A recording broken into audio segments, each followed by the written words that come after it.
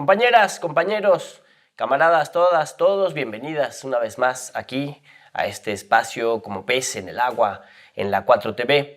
Hoy vamos a platicar un poco de la vida, de filosofía y de América Latina. Nos acompaña para eso la compañera Katia Colmenares. Ella dirige un programa de formación virtual en el Instituto Nacional de Formación Política y es doctora en filosofía y tiene un postdoctorado en estudios latinoamericanos. Entonces, para nosotros es un alto honor tenerla en esta conversación. Bienvenida, Katia, ¿cómo estás? Muchísimas gracias, Mulay. ¿Bien? Qué bueno.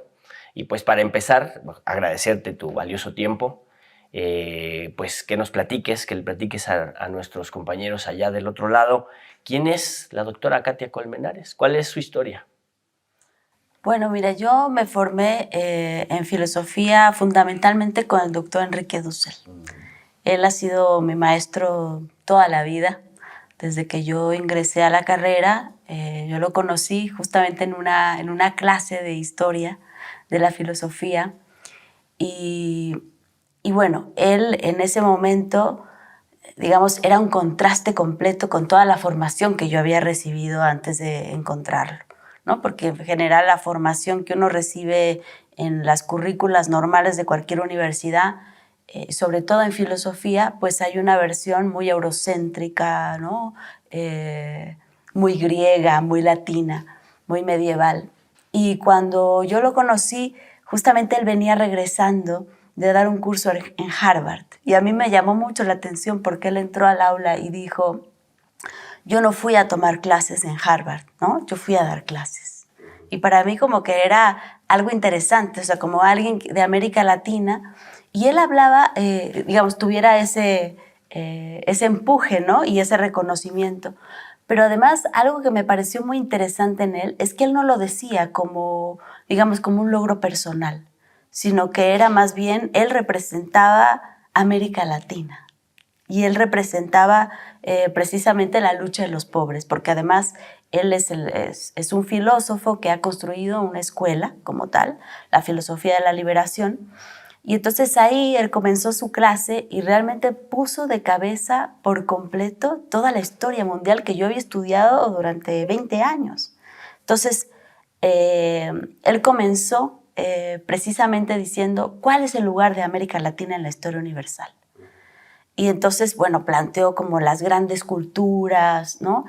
Y de pronto Europa quedó en la historia como, digamos, parte de la historia, ¿no? Pero yo nunca había reflexionado sobre el tema de que en realidad lo que aprendemos, lo aprendemos básicamente desde los ojos de Europa, ¿no? Nos reconocemos ahí y por eso siempre aparecemos en un sentido muy, muy demeritados, muy desvalorizados, ¿no? O sea, todo lo que fundamentalmente estudiamos viene de 5 países, dice Boaventura de Sousa Santos, ¿no? O sea, son 5 países los que estudiamos en todas las carreras, ¿no? O sea, pensadores ingleses, norteamericanos, franceses, si bien te va, ¿no? Italianos y alemanes.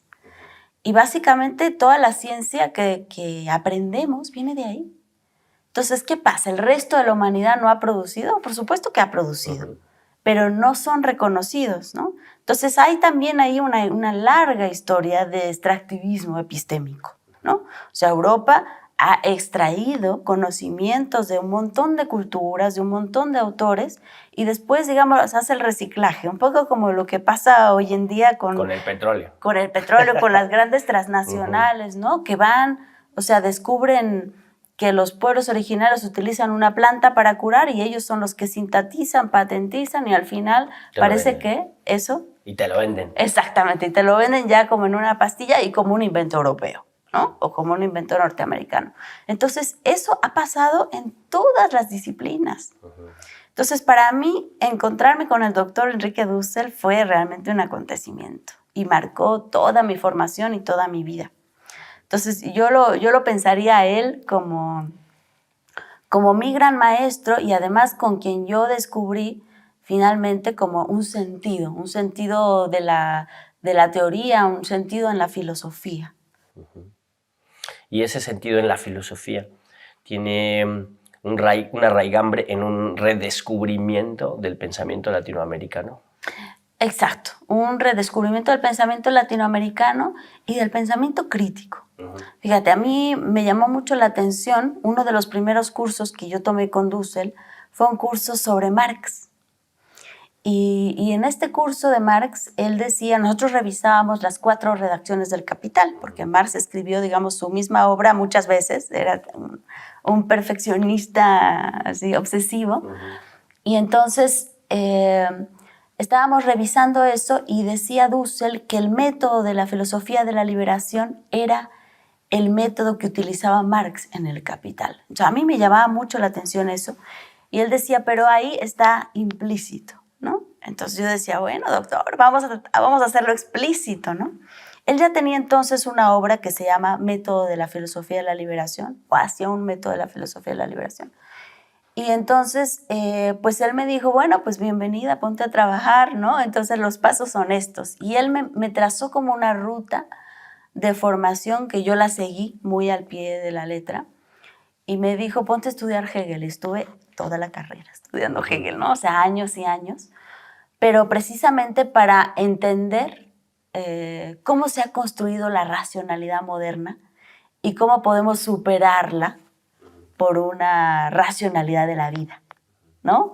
Entonces, cómo desarrollar un método crítico del pensamiento, porque tú sabes, Marx construyó una de las obras críticas más radicales que se han hecho. Y a mí me llamaba la atención cómo después de Marx no hubiesen surgido críticos de esa envergadura en otras disciplinas. Entonces yo decía, bueno... O tal vez sí lo sabía, pero pues las condiciones materiales no les permitían desarrollarse, ¿no?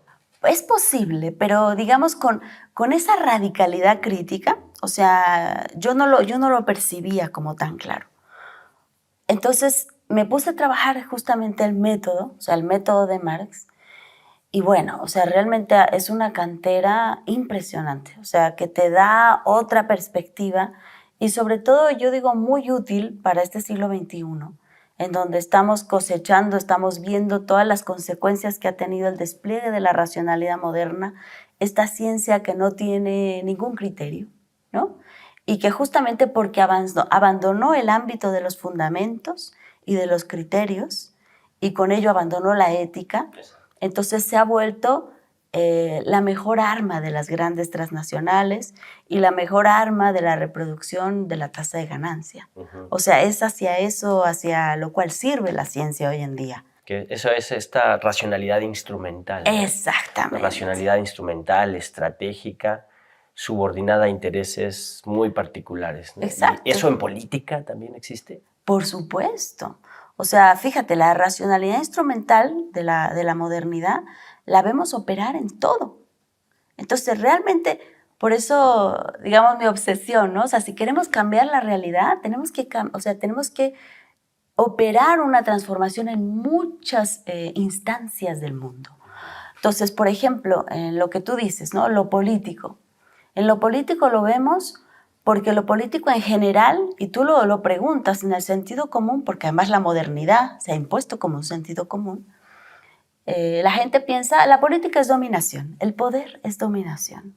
Y haciendo todo un rastreo, Enrique Dussel nos dice, no, en realidad el poder es poder poner las mediaciones para reproducir la vida. Eso es el poder. Y el poder se puede ejercer de muchas maneras. Se puede ejercer como dominación, pero también se puede ejercer como servicio.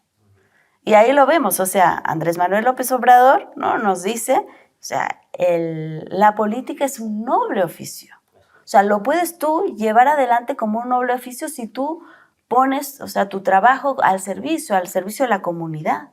Y puedes, en lugar de ser un funcionario público, puedes ser un servidor público.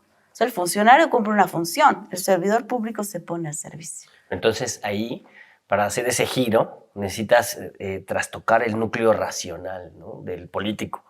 Exacto. O sea, desmontar esa racionalidad instrumental y construir una racionalidad ética, una racionalidad de la vida, una racionalidad que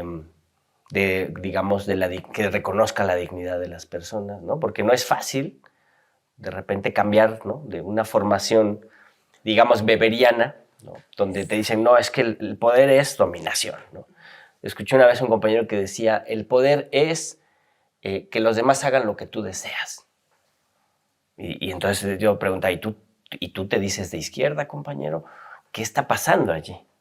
¿Desde dónde hay compañeros que hablan y piensan de esa manera y creen que con eso pueden servir al pueblo? Exactamente. O sea, creo que ese es uno, o sea, has tocado un punto esencial, porque es de los grandes problemas de la izquierda.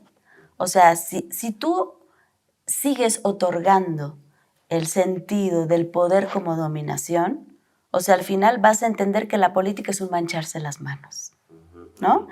Y con ese discurso, ¿cómo es que los jóvenes van a querer entrarle a la política? Van a decir, yo no me quiero manchar las manos. O sea, yo lo que quiero es, no sé, o sea, ofrecer mi vida a una buena causa. Pero parece que la política es este lugar como que en donde te tienes que embarrar. Entonces, no, la política es un lugar en donde por supuesto que te juegas. O sea, te juegas porque te puedes equivocar. Claro. Pero finalmente es un lugar de la responsabilidad. Y yo creo que precisamente de lo que se trata es de formar nuevos políticos. O sea, de formar una nueva subjetividad, como tú dices, ética, y sobre todo volverle a otorgar a la gente el poder. O sea, que la gente se dé cuenta de que el poder realmente reside en el pueblo y que los políticos, digamos, tienen el poder de manera delegada. O sea, ejercen el poder no desde sí mismos, sino ejercen el poder porque el pueblo los ha puesto ahí. Y entonces, en lugar de ver al político hacia arriba, ¿no? O al policía hacia arriba, tendríamos que verlo como nuestro trabajador y exigirle cuentas. Pero entonces tenemos que ir empoderando cada vez más al pueblo y que se vaya dando cuenta de que el Estado, o sea, en última instancia, hacia allá aspiramos. El Estado tiene que ser el pueblo. Fíjate, el paradigma que está proponiendo Venezuela, a mí me parece muy interesante. El proyecto que puso sobre la mesa Hugo Chávez fue construir un Estado comunal. Uh-huh. Entonces dijo, construir un Estado comunal, eso es como un círculo cuadrado. Uh-huh. O sea, porque Estado el Estado, común. lo que hemos conocido del Estado es el Estado moderno, ¿no? Y el Estado moderno pues se ejerce desde la institución, pero el Estado comunal implica empoderar a la población para que se organice en comunas y que las comunas sean una sede del poder político y de la toma de decisiones. Y a partir de las comunas ir construyendo una red de colaboración, ¿no? Solidaria, de toma de decisiones y que eso vaya escalando para realmente constituir un Estado. Por supuesto que esto no lo vas a hacer de la noche a la mañana ni por decreto. Ni surgió el Estado moderno de la noche a la mañana. Claro, ¿no? o sea, eso hay una historia de por medio y hay que sobre todo construir una subjetividad. ¿Por qué? Porque esa es la otra. Estamos atrapados en esta racionalidad moderna que se ha hecho carne en nosotros. O sea, somos sujetos individuales, egoístas, ¿no? Y hay que ir cambiando también esa cultura. O sea, entonces, avanzar hacia un Estado comunal es un proyecto, pero primero tienes que tomar el Estado que hay. O sea, tienes que ganar elecciones, ¿no? Ocupar el Estado moderno, interrumpir las relaciones de dominación y entonces empezar a construir afuera de ese Estado moderno nuevas relaciones, ¿no? Nuevas maneras de organizarse. O sea, ir fomentando una cultura de la participación, de la democracia participativa. O sea, tienes que ir construyendo el nuevo sujeto comunal. Y solamente así es que se va a poder hacer realidad lo otro. Claro. Y ya para que se peguen un tiro en la cabeza los de la derecha. No ven el programa, pero si lo vieran, dirían, ya ven, sí nos estamos convirtiendo en Venezuela. Ella ya lo dijo, ¿no? Entonces, en México tenemos el municipio, ¿no? O sea, el poder municipal pues es el espacio donde hay un contacto casi directo del Estado como institución con el Estado como comunidad política, que es la gente, el pueblo, ¿no? Entonces, ahí es donde podría empezarse a articular un espacio de participación política de este tipo, ¿no? Por supuesto. Yo pienso que sí, y en México además tenemos una enorme cultura comunitaria que tenemos que ir aprovechando y que tenemos que ir fomentando. Es decir, no tenemos que inventarla de la nada, porque en realidad ya hay estructuras. O Y sea, tenemos que importarla, ¿no? exactamente, esto que dice Andrés Manuel, que a mí me parece valiosísimo, ¿no? Digamos, la principal institución de seguridad social de México es la familia, él dice, ¿no? O sea, esto me parece a mí revolucionario y no se puede entender desde otro tipo de contextos. Tú sabes que en Estados Unidos, ¿no? O sea, ha habido casos en donde los padres demandan a los hijos porque no salen del hogar, ¿no? O sea, imagínate qué relación de familia. Ahí no hay ningún tipo de relación familiar. O sea, ahí lo que tenemos es la cultura moderna en su máxima expresión. O sea, el individualismo ya autista, ¿no? O sea, en donde ya nadie se quiere preocupar por nadie. La gente ya, de hecho, ni quiere tener hijos.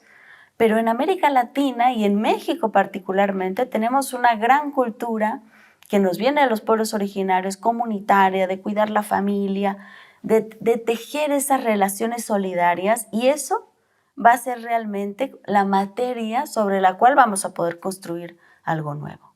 Ahora, sobre la modernidad, ¿no?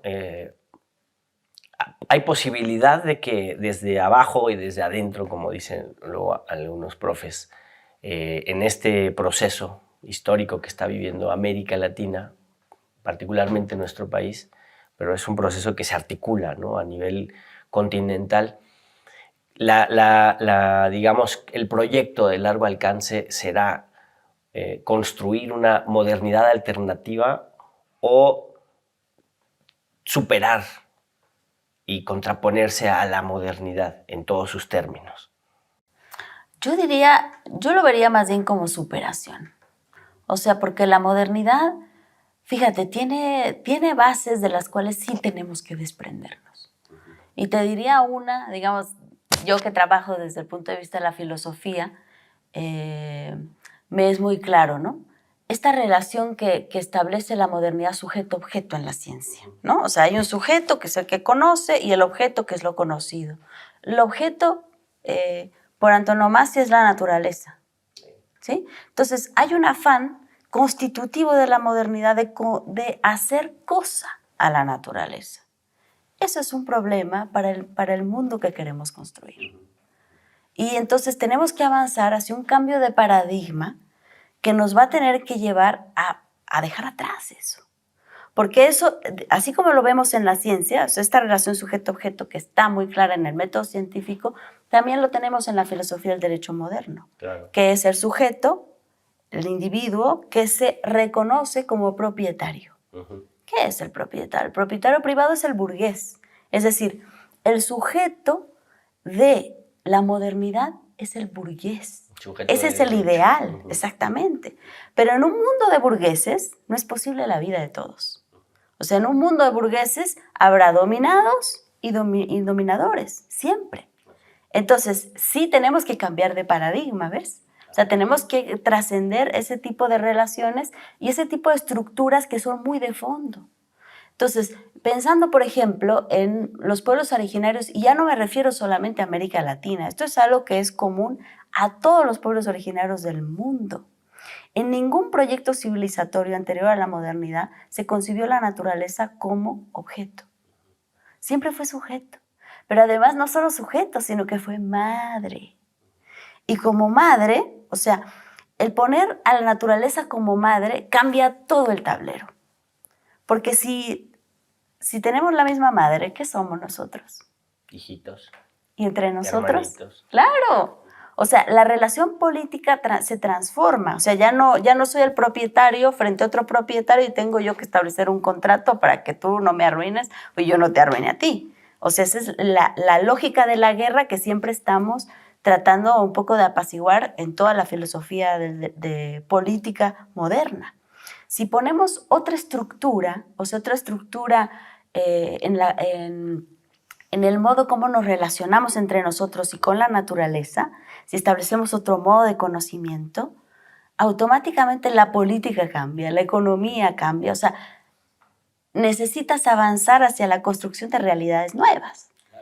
Entonces, creo que avanzar, o sea, del proyecto civilizatorio de la modernidad va a ser algo necesario para poder construir realmente un mundo para todos, que es hacia allá, hacia donde queremos ir.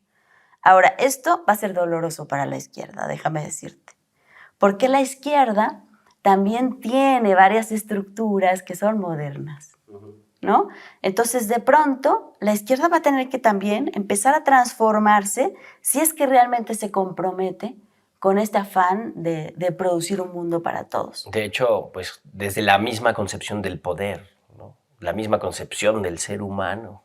O sea, son paradigmas que hay que discutir, poner sobre la mesa del debate y transformarlas, porque no podemos justamente construir una nueva sociedad con la base de los viejos conceptos de lo humano y del poder, solo por decir dos categorías que ahorita se han enunciado, ¿no? Y de la naturaleza, pues por derivación, ¿no? Y ahí está parte del problema. Y ahorita que decías esta relación sujeto-objeto, que es una relación más bien utilitaria, ¿no? que de articulación, ¿no? Es solo de ida, ¿no? Es uno de los problemas que tienes, que es de aquí para allá, ¿no? Y de allá para acá, pues no hay más que lo que yo aprenda, ¿no? Y eso en la educación, pues es un drama, ¿no? Porque justamente el paradigma educativo occidental vigente, pues es ese, ¿no? Es lo que Freire llama la educación bancaria, ¿no? Yo tengo el conocimiento, yo te lo doy y tú aprendes, ¿no? Y te portas bien y cuidadito te levantas, ¿no? Y entonces acá en la formación política, que tú diriges un programa de formación virtual, pues se tiene que cambiar también ese paradigma, ¿no? No podemos, o sí, formar políticamente cuadros con base en la educación bancaria, o sí se puede. No, por supuesto que no. Entonces, ¿qué hacemos ahí? Bueno, yo creo que hay que trabajar desde muchos lugares. O sea, y creo que tenemos que ir cambiando nuestra idea de que hay como una fórmula desde donde vamos a tener que trabajar. O sea, si queremos abordar un problema, tenemos que rodearlo, ¿no? Entonces, por ejemplo, en mi caso, a mí me toca abordar el tema desde la formación virtual, que además nos explotó el problema con la pandemia, Sí. ¿no? O sea, no teníamos para nada la experiencia de poder llevar a cabo eso. Y bueno, el programa, déjame decirte que ha tenido sus idas y venidas por eso, ¿no? O sea, porque hicimos como un primer planteamiento y nos dimos cuenta que estaba muy académico, ¿no? O sea, que no íbamos llegando a la gente, que teníamos videos muy largos, o sea, hemos ido como aprendiendo en el camino y además creo que tenemos que ser muy conscientes. Por ejemplo, en mi caso, yo no creo que la formación virtual sea todo lo que hay que hacer. Por supuesto que no. Es la trinchera que a mí me toca abordar. Pero la formación virtual, digamos, nos permite otorgar materiales, ¿no? Elementos que se puedan utilizar en cualquier lugar del mundo, porque además eso es increíble, que podemos ya llegar a todos los lugares. Y son materiales que de todas maneras se van a tener que poner al centro de una mesa, ¿no? Y se tienen que poner a discusión entre todos. Y ese trabajo se tiene que hacer presencial, ¿no? Por eso yo digo, el programa de formación virtual tiene que depositarse al interior de la Red Nacional de Círculos de Estudio. Claro. ¿No? Para que todos esos materiales efectivamente funcionen y puedan ser no nada más de que la gente se conecte en su computadora. Yo creo que hay una parte importante, digamos, que hay que hacer cada uno de nosotros. O sea, cada uno tiene que hacer un esfuerzo y leer nunca será bancario, ¿no? O sea, eso me parece importante remarcarlo. Claro. O sea, la lectura es fundamental, la lectura es abrirse a mundos y aprender y disciplinarse. O sea, eso tenemos que seguir haciéndolo. Pero hay otro trabajo que también se tiene que hacer y eso sí es en comunidad, ¿no? Y es enriquecerse y poner en perspectiva la posición de uno. Entonces yo creo que el programa de formación virtual tiene que avanzar con otros programas, ¿no? Tiene que avanzar y tenemos que en la formación, sobre todo en la formación política, ser muy claros de que tenemos que ser todoterreno. Tenemos que avanzar desde muchos lugares. Y usar todas las herramientas posibles, ¿no? Y a mí se me hace que es muy rico, porque además esta experiencia de formación política que se da desde el Instituto Nacional de Formación Política, pues articula, ¿no? o tiene la necesidad de articular muchas experiencias, ¿no? Que vienen de antes y otras que se están dando ahorita pues, a raíz de las necesidades concretas, ¿no? Pero, como decías, no hay una fórmula, no hay una receta, no hay un manual, ¿no? Para hacer una reunión con tus vecinos, tus amigos, pues tendrás tus condiciones muy específicas, ¿no? Si acaso lo que el instituto puede ofrecer, pues son herramientas para que aterricen en los colectivos, ¿no? Pero digamos que ahí el agente revolucionario pues es la gente de carne y hueso que pueda convocarse, reunirse, regalarse 2, 3 horas de su semana para el estudio colectivo, ¿no? Y ahí es donde esta experiencia, esta aventura formativa, pues es muy novedosa, ¿no? Nunca en la historia de la humanidad un partido de izquierda, de derecha mucho menos, se había abocado a un plan tan amplio de formación política. Eso pues también implica una gran conversación en el tema de la filosofía, de lo político. Ahí, en ese universo, ¿tú qué líneas observas? Mira, yo veo la experiencia del instituto como muy rica, porque además, digamos, nuestro partido ha tenido la enorme virtud de convocar a muchos intelectuales, ¿no? Entonces tenemos una izquierda intelectual muy comprometida. O sea, tú sabes que el Instituto Nacional de Formación Política tiene un consejo interno. Y en este consejo interno están de los más importantes intelectuales de este país. Entonces, realmente es un honor eso. Y son además intelectuales que saben hablar el lenguaje del pueblo, que es lo más rico de todo. Entonces, podemos tener, o sea, gran formación, o sea, formación de alto nivel, pero dicho en palabras que cualquiera puede entender. Ese es el reto mayor. O sea, yo me acuerdo que cuando estudiábamos con Dussel, él nos decía algo que para mí, o sea, a mí me retumba siempre esa voz, ¿no?, de él.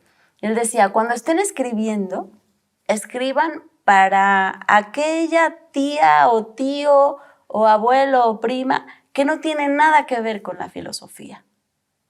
O sea, siempre escriban pensando en aquella persona que no tiene nada que ver con tu disciplina. Si tú puedes hacer inteligible, ¿no?, las cosas más complejas en los términos más sencillos, ya hemos logrado el mundo. O sea, porque no tiene sentido producir una teoría de lo más profunda, compleja y revolucionaria si no la puedes hacer inteligible. Entonces yo creo que ese acercamiento ha sido muy rico que se ha dado en el instituto, o sea, porque tenemos grandes cabezas, pero que saben hablar pueblo. Entonces, fíjate, también ahí en el programa en el que estoy, hemos estado trabajando sobre entrevistas, ¿no? Ahora estamos lanzando nuevas entrevistas, hicimos una con Atilio Borón, ¿no?, sobre geopolítica, vamos a sacar otra precisamente hoy en la tarde, ¿no?, de Sergio Gefferstein, y vamos a estar sacando así una cada semana, y estamos realmente convocando gente de alto nivel, de todos los lugares del mundo, para que vengan a hablar, o sea, temas que son de interés de todos, o sea, porque además, exactamente, o sea, porque creo que la cuarta transformación tiene que irse dando cuenta que no es nada más transformar nuestro país, ¿no? O sea, tenemos un horizonte mayor de transformación al cual tenemos que aspirar y América Latina está empujando hacia allá. Es bueno que estemos mirando ahora hacia el sur y que vamos acompañándonos de otros procesos, pero con miras a transformar el mundo. Exactamente, porque ese es el tema, ¿no? Ese es el tema. Ganar elecciones no implica solamente disputar el espacio político administrativo, ¿no?, sino implica tener un proyecto alternativo de humanidad que además es urgente, porque el tiempo se acaba, ¿no? La naturaleza también dice, ya estuvo, ya se pasaron. Esa forma en que ustedes están organizados no va más, ¿no? Y pareciera ser que desde América Latina hay una propuesta, por lo menos antineoliberal, para el mundo, ¿no? Hay una propuesta, o sea, muy novedosa, realmente yo la veo de cambio de paradigma. O sea, esto que te comenté del Estado comunal, pero también, por ejemplo, en Bolivia, el Estado plurinacional, ¿no? O sea, el Estado plurinacional, ¿sabes? Esa es una realidad. La que ha puesto Bolivia sobre la mesa es todos los estados del mundo, en realidad, se han impuesto Han impuesto una nación por sobre todas las otras, porque en realidad no hay ningún país que albergue una sola nación. Una nación implica una cultura. Entonces, los países modernos que hoy tenemos albergan muchas culturas, pero no se reconocen plurinacionales. Entonces, qué importante que cambiemos ahora ya el Estado moderno, nacional, cristiano, católico, o sea, que le pongamos realmente el contenido que es la pluralidad de naciones y que podamos ir pensando el derecho más allá del derecho moderno burgués. Porque otra cosa también que propuso en el mismo terreno Bolivia fue la cuestión de reconocer a la naturaleza como sujeto de derechos. Eso hace explotar toda la filosofía del derecho moderno en pedazos. Entonces, ¿sabes? Estos cambios de paradigma nos tienen que llevar a producir nueva teoría, ¿no? O sea, nueva teoría, nuevo pensamiento y a inventar. A trabajar desde el sur, ¿no? A pensar desde el sur. Sí, eso es muy interesante. Hay una idea que leí en un antropólogo que era una contraposición. Él lo hace más hacia la derecha, pero pensémoslo desde nuestra perspectiva más, ¿no?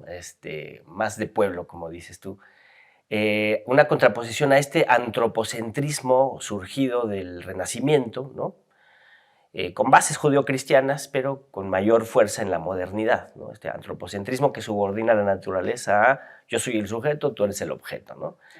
Y podemos hacer debatir ese antropocentrismo sin soltar el humanismo, ¿no? Que ahora es también una categoría importante, retomando un antropomorfismo de las comunidades originarias brasileñas, ¿no?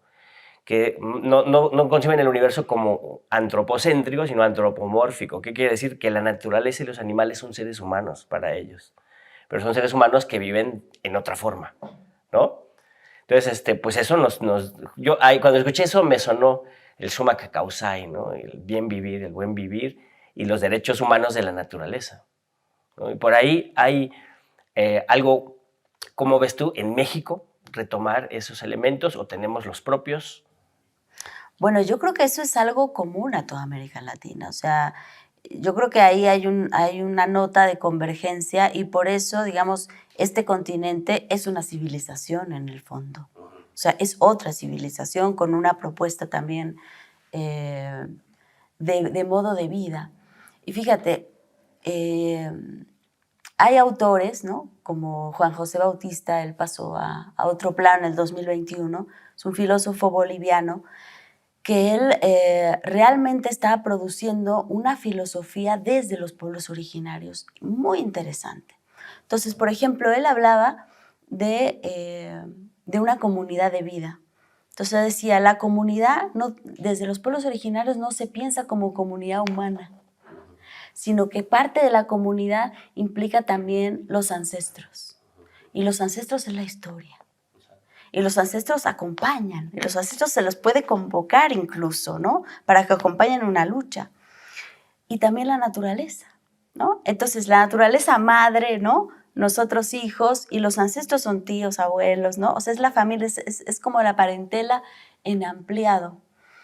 Y yo te diría algo más, ¿no? Y es algo de lo que hemos estado trabajando, porque además yo me vinculo mucho con el movimiento del giro descolonial, ¿no? O sea, es un movimiento con el cual yo trabajo fundamentalmente, digamos, teóricamente, y hemos estado pensando mucho este tema que tú has planteado aquí. Y fíjate, ¿qué quiere decir ser humano? O sea, si tú lo tratas de conceptualizar en un sentido muy radical, humano viene de humus, viene de tierra. Entonces, fíjate, si lo pensamos de manera en serio, ¿no? Este contenido de lo que significa ser humano, tendríamos que remontarnos al comienzo de la vida, ¿sabes? La vida tiene 3.500 millones de años. Y la vida es una. O sea, un día despertó una célula y nosotros somos fruto de todo eso. O sea, la vida no ha hecho otra cosa sino que avanzar en su complejidad. Y la vida, dice Enrique Dussel, nació un día la conciencia y eso es el ser humano. O sea, el ser humano es la naturaleza hecha conciencia y hecha responsable por la vida. Entonces ahí estamos todos metidos. Entonces, si tú lo piensas en un sentido muy radical, ¿cuál es el contenido del ser humano? El contenido del ser humano es darse cuenta que la naturaleza no está enfrente de él. Es naturaleza. Exacto, que somos naturaleza y que realmente lo que nos toca es empezar a desarrollar una racionalidad desde ahí, a construir una política desde ahí, a construir una economía desde ahí, una pedagógica, ¿ves? Entonces, es un cambio de paradigma, pero si tú te das cuenta, ahí estaban todos nuestros pueblos originarios. Claro. O sea, hay que recuperar precisamente esa ruta y yo creo que ese es el camino que nos va a dar las claves para construir realmente la transformación que se necesita. Entonces, entendernos a los seres humanos como vida pensante, ¿no? Vida pensante y obligada, responsable. con obligaciones, ¿no? Porque pensar trae obligaciones, ¿no? Y una de esas obligaciones es la económica. Hay como dos conceptos muy importantes ahora, ¿no? Para la izquierda. Uno es esto del humanismo mexicano, ¿no? Que es ahora sí que es un significante ahí al que hay que dotar de contenidos, ¿no? Y yo creo que por aquí estamos ensayando contenidos, ¿no? El otro es lo de la economía moral, ¿no? Que yo recordaba cuando Santo Tomás de Aquino define la propiedad, incluso la propiedad privada, y dice es la capacidad de cuidar y distribuir, ¿no? O sea, tú como dueño de algo, tu obligación es cuidarlo y distribuirlo entre tus semejantes, ¿no? Y pues obviamente eso entra en contradicción profunda con la concepción burguesa de la propiedad privada, que es el poder de utilizar y destruir, ¿no? Entonces el ser humano, entendido como vida pensante, tiene que definirse por una de las dos, ¿no? O sea, hoy como que hegemónicamente está definido por una que nos está llevando al suicidio colectivo, ¿no? Y la economía moral pareciera recuperar la otra. No sé tú cómo lo veas desde la filosofía o desde los estudios latinoamericanos, desde tu experiencia. Claro. Mira, sí, yo creo que en todas las disciplinas en realidad podemos hacer este ejercicio, fíjate.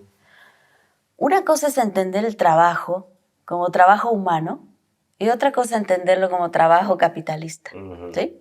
O sea, el trabajo humano, y es el ámbito propio de la economía, ¿no? O sea, hay un, digamos, un gasto de energía, pero es un gasto de energía en el cual yo me recupero como humano, ¿no? O sea, porque cuando yo trabajo, lo que hago es poner mi vida y construir con eso algo, un producto, ¿no? Digamos, mi subjetividad se vuelve objeto, dice Marx, ¿no? Y eso que yo tengo enfrente ahora, que es fruto de mi trabajo, por una parte satisface necesidades, por otra parte me ha hecho desarrollar a mí capacidades, o sea, me hace más humano. El trabajo, cuando hay condiciones de humanidad, me permite desarrollarme. El trabajo, desde el mundo capitalista, explotado, digamos, yo dedico, ¿no?, cierta cantidad de horas para producir algo, primero que en mi obra yo no me reconozco, ¿no? Porque además me han dicho, haz esto, ¿no? O sea, no hay realmente un trabajo de proyecto, sino que más bien soy una palanca de propulsión. O sea, a eso es limitado el trabajo en el capitalismo. Pero por otra parte, eso que produzco no me pertenece. O sea, eso que produzco conlleva mi vida, porque yo igual he puesto mi vida ahí, pero eso le pertenece a otro. Y es más, es como un proceso, como cuando vas a sacarte sangre, ¿no? Como el vampiro, o sea, que tú vas, pones ahí tu vida, pones ahí tu sangre, y en realidad de recuperarte, porque cuando tú, digamos, trabajas, tienes tu producto, lo vendes, te recuperas, o sea, hay ahí una recuperación a partir del excedente. Esto es muy importante, que dice Marx, el ser humano puede producir más de lo que consume. Esto es fundamental para desarrollarse del ser humano. O sea, si yo solamente produzco lo que consumo, vivo en la inmediatez como corporalidad viviente y ya. Si yo tengo un excedente, tengo tiempo para la cultura, para la ciencia, o sea, tengo tiempo para la dignidad. Y puedo intercambiar además. Exacto. O sea, tengo ese ámbito que me da la posibilidad de disfrutar la vida. Claro. Y eso es fundamental. Eso se pierde en el capitalismo. Más bien yo estoy, como siempre, en un proceso de deshumanización constante. Entonces el trabajo humano me desarrolla, el trabajo capitalista me deshumaniza. Y eso pasa en casi todo lo que le pones capitalista, ¿no? Sí, claro, 200 años, ¿no? Se agudizó de manera brutal. Katia Colmenares, muchas gracias por estar con nosotros. Para despedirnos, pregunta filosófica. ¿Qué es la libertad? ¿Qué es la libertad? Yo diría, la libertad es poder... una pregunta buena. Porque en general te contestaría con una respuesta liberal, pero no lo voy a hacer. Ah, es el reto. ¿No? Entonces, la libertad tiene que ver con la libertad de todos. Entonces tiene que ver como con la liberación. Yo lo pensaría más como el que todos podamos disfrutar la vida y vivir en plenitud. Todos. Muchas gracias, Katia. Me quedo con una frase que dijo la doctora Katia: tener tiempo para la dignidad. Que todos tengamos ese tiempo para la dignidad. De eso va luchar por la justicia, la libertad y el amor de todos los seres humanos. Allá en su casita, píquele a like, comparte el enlace porque el algoritmo nos trata muy mal, a toda la izquierda, pero aquí a la 4TV la trata con especial rigor. Así que comparta el enlace, discuta en su casa lo que aquí conversamos, lo que aquí escuchó, tenemos o no tenemos una pizca de razón, y si no está usted de acuerdo, contacte con nosotros y venga a discutir aquí a la 4TV, que para esto se ha creado este espacio alternativo para desarrollar esta gran conversación que nos lleva a una gran transformación. Hasta luego.